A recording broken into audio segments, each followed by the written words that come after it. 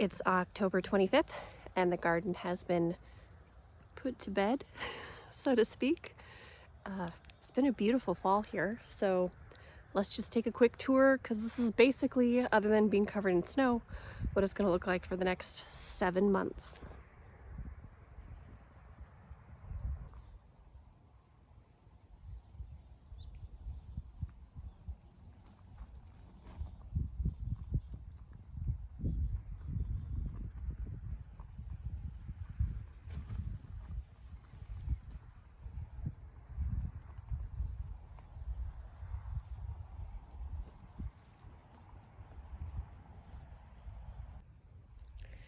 So first, the strawberries, I have them covered with a wood chip mulch, loosely, but of course over time that's going to get packed down a little bit.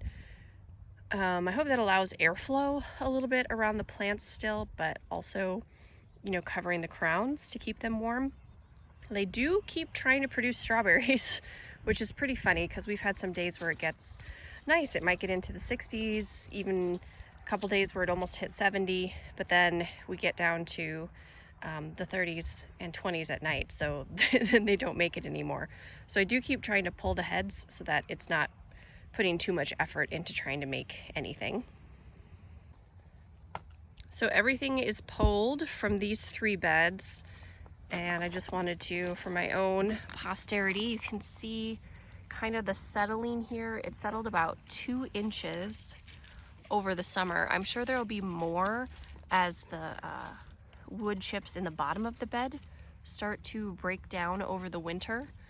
So I know I'm gonna have to top the beds off anyway, but they're all covered with wood chips to help to keep the soil from blowing away during our rough winters.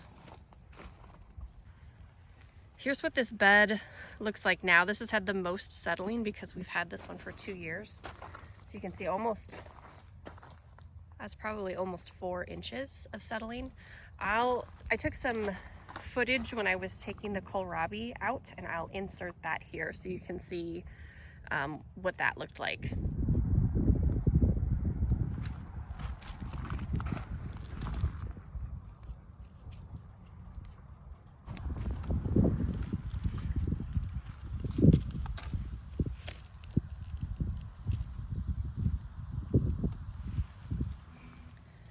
This is where the watermelon is, and it is in one of the grow bags. I'll show you. That goes straight into the ground. Oh, I can't. This is really tight in here. Down there. So what I've done is I've just put this cedar pot kind of over it to help keep anything from growing in that bag until we can get something in here in this space. And here are 2 new beds we got filled up, at least as much as we can. You can see they're not quite all the way to the top. You can see the white around there. But I just used the dirt, some dirt that we had here, some compost we had coming in here, as well as the growing medium from the different pots and containers. All just went into these 2, along with some worms. And then I will, in the spring, obviously get some compost and stuff in there. I just wanted to get them full of stuff and have a place to put that dirt that was used. And then these 2 are sitting on open spots in the fabric down here so that there can be more, what is that called? Breaking down, I guess is the best way to say it, of the compost which is in there, which is mainly some stuff from the garden that could be composted. So like the plants that, were healthy or are okay to compost. And then I put earthworms in there. There are holes in those everywhere, so the worms can get down into the ground if they want to.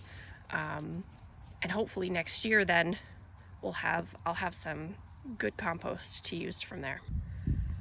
This lavender is the strongest plant I have ever met in my entire life.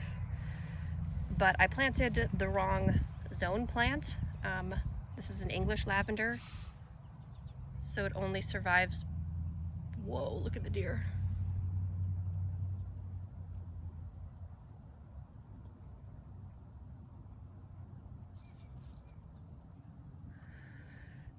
So it definitely won't survive our temperatures out here. So once it gets really cold and frozen and it starts crackling, then I'm going to try to pull it out because I cannot get it pulled out. So from the back you can kind of see everything this way.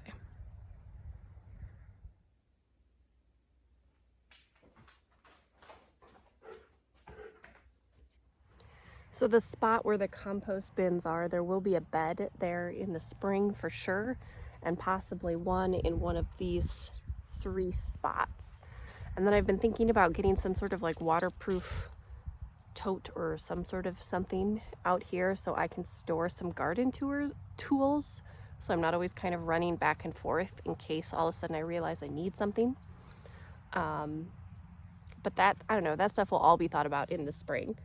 So it's October 25th, and the first day I'll probably realistically be able to put anything out. I'll be able to start getting the strawberries uncovered at the end of April, at the beginning of May, and then most of the planting will be done either mid or late May, depending on how the year, or the prediction for the frost this year.